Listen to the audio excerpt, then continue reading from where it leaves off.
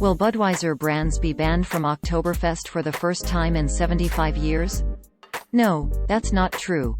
There is no evidence that Budweiser has ever been sold at the official Oktoberfest in Munich, Germany, as only Munich-based breweries can sell their beers at the festival.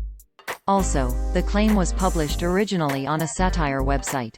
The claim originated in an article published by the Dunning-Kruger Times on April 22, 2023, titled, "Budweiser Brands Won't Be Welcome at Oktoberfest for the First Time in 75 Years, which opened, quote, "Every year, millions of people travel to the largest Volksfest in the world, Oktoberfest.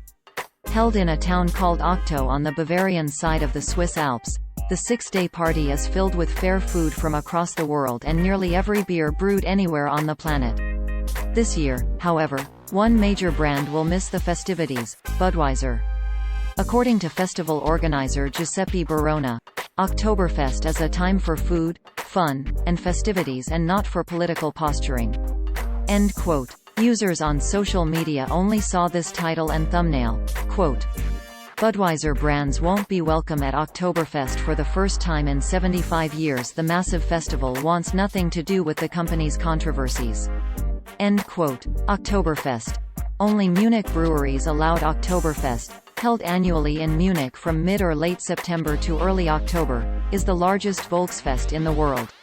A Volksfest is a combined beer or wine festival and fair that is usually held in German-speaking countries, with variations elsewhere in the world.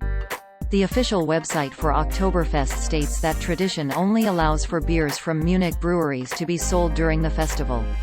The 6 Munich breweries mentioned are Augustiner, Hacker Schorr, Hofbrau, Löwenbräu, Paulaner and Spaten. Budweiser is a beer brand under the parent company Anheuser-Busch, which is based in the United States.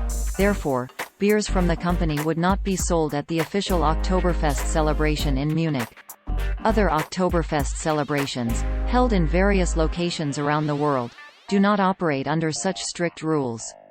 For example, in 2015, Anheuser-Busch held Oktoberfest celebrations at 6 of its breweries in the United States.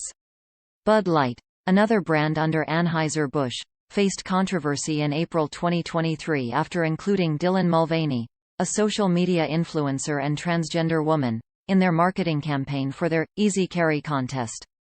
Lead Stories previously debunked a claim that Anheuser-Busch's CEO quit after the controversy and alleged low sales of the product.